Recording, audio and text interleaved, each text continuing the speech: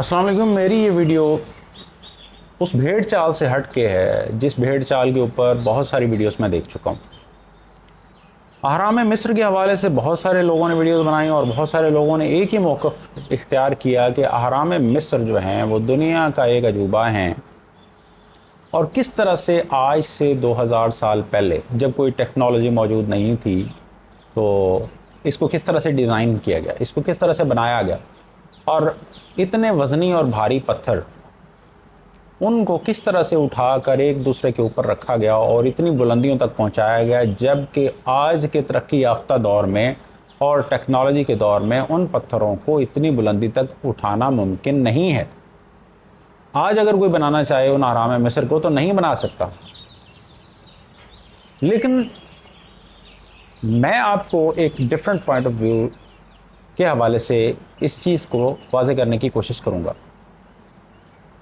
ये कोई हैरानी की बात नहीं है, क्योंकि आज से 2000 साल पहले इंसान का ये किसने कहा है कि इंसान का साइज़ यही था जो आज मौजूद है, कि इंसान जो है वो एक 6 फीट हाइट का इंसान था। इसराइली रिवायात के मुताबिक हज़रत मूसा अलैहिस्सलाम का कद 10 गज़ था, जो कि 30 फुट बनता है।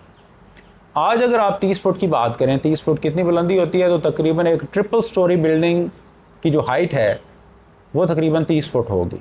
तो एक ट्रिपल स्टोरी बिल्डिंग की हाइट के बराबर अगर उस दौर में एक इंसान का कद होता था तो उनके लिए ये पत्थर उठाना कोई मुश्किल की बात नहीं थी। उनके लिए ये पत्थर ऐसे ही थे जैसे आज के दौर के इंसान के लिए ईंटें हैं, जिन ईंटों से घर बनाए जाते हैं। मेमार जो हैं वो ईंटें लगाते हैं, घर बनाते हैं।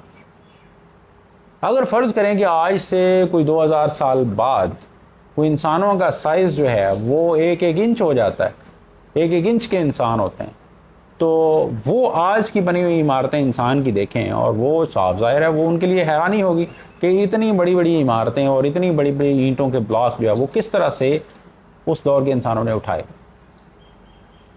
तो ये चीज़ जो है ना, अचंभे की बात नहीं है और इसके ऊपर इसको जुटलाया भी नहीं जा सकता, क्योंकि आज से हज़ारों साल पहले साइंस भी इस बात पर मुत्तफ़िक है कि इस दुनिया के ऊपर ऐसे ऐसे जानवर मौजूद थे और इतने इतने द्यो कामत और बहुत बड़े जानवर मौजूद थे, डायनासोर्स और उनसे भी बड़े, जो इस ज़मीन के ऊपर कॉमेट्स के गिरने की वजह से नेस्तो नाबूद हो गए। ये दुनिया एक दफ़ा फना हुई और उसके बाद दोबारा से नए जानवर जो हैं उन्होंने जन्म लिया और कुछ छोटे जानवर बच गए थे और कुछ उसके बाद जो है वो इंसान आया और दीगर जानवर आए। तो अगर उस वक्त जानवर इतने बड़े साइज़ के मौजूद थे इस दुनिया पर, तो फिर इंसान भी उसी हिसाब से उतने ही बड़े साइज़ के मौजूद थे। जैसे कि कुरान मजीद में भी कौम आद का जिक्र है कि उनसे ताकतवर कोई चीज़ अल्लाह ताला ने नहीं बनाई। तो वो बहुत ताकतवर इंसान थे और उनका नाम जो है वो सतूनों वाले रखा गया, और क्योंकि वो दराज कद और मजबूत कामत के इंसान थे। तो उनकी बनाई हुई चीज़ें और उससे गुज़श्ता दौर के इंसानों की बनाई हुई चीज़ें वो आज के इंसान के लिए बरता हैरत में डालने के लिए काफ़ी हैं। अब आते हैं दूसरे पॉइंट की तरफ कि उस वक़्त टेक्नोलॉजी मौजूद नहीं थी। तो ये किसने कह दिया कि उस दौर में टेक्नोलॉजी मौजूद नहीं थी?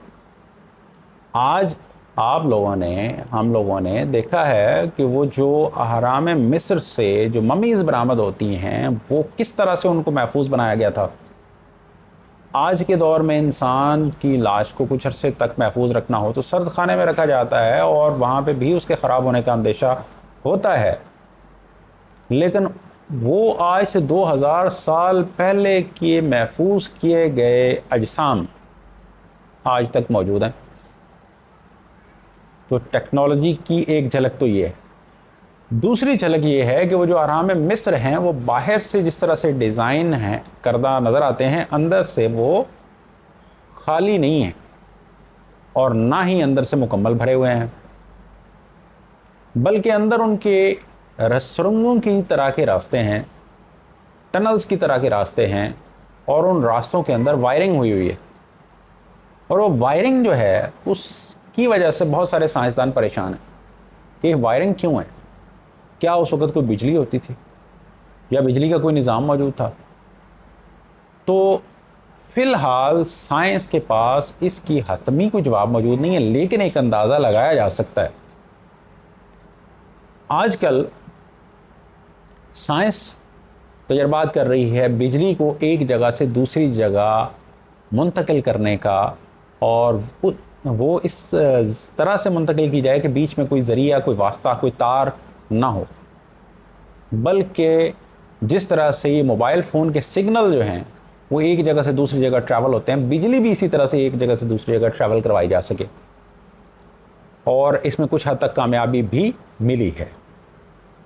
और पुराने वक्तों में भी उनके पास ये टेक्नोलॉजी मौजूद थी, और ये जो अहराम मिस्र हैं, हो सकता है कि ये उसी इलेक्ट्रिसिटी के रिसीवर्स हों और ये उस इलेक्ट्रिसिटी को रिसीव करें।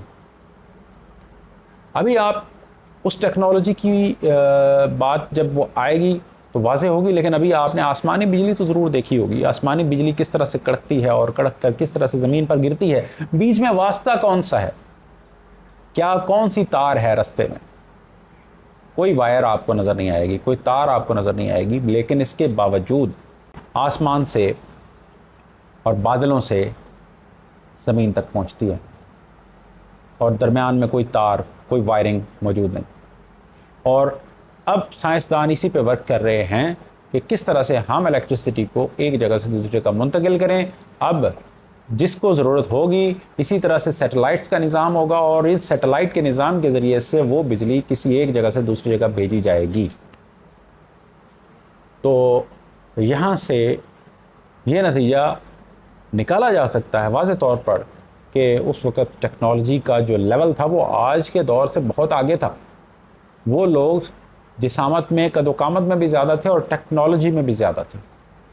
आज के दौर का इंसान अभी उस टेक्नोलॉजी तक नहीं पहुंचा। टेक्नोलॉजी आज जो इंसान के पास मौजूद है, पुराने ज़मानों में इससे ज़ायद टेक्नोलॉजी तक इंसान पहुंचा है, लेकिन फिर वही टेक्नोलॉजी उनकी बर्बादी का बायस बनी है।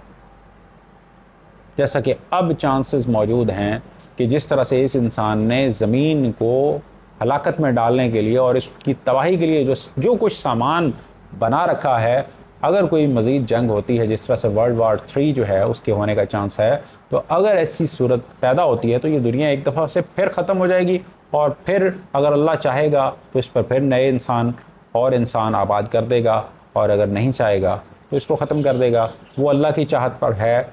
लेकिन इंसान अगर ये दावा करे कि ये एक बहुत बड़ी टेक्नोलॉजी की हद तक पहुंच चुका है, तो अभी टेक्नोलॉजी के उस लेवल को नहीं पहुंचा।